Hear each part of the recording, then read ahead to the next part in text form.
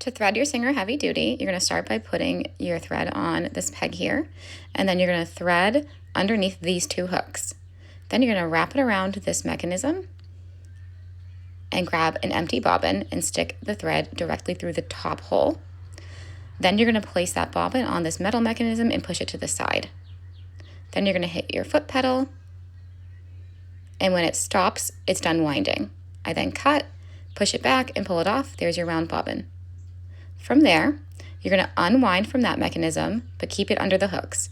Then you're going to pull down through that channel, up and around through there, around this back hook here, and back down there until you hit this metal piece here. Then you go around the back of this metal piece, and then around the back of the same type of metal hook that's over your needle. Then you're going to pull down, insert into the needle hole, go under both hooks and pull back. You create a loop that you then pull through, and that makes your needle threaded, and then you go under and in between the fork in your presser foot.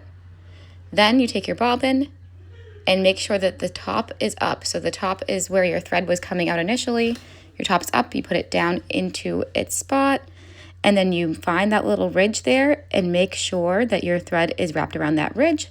Stick it under into the back and your machine's threaded.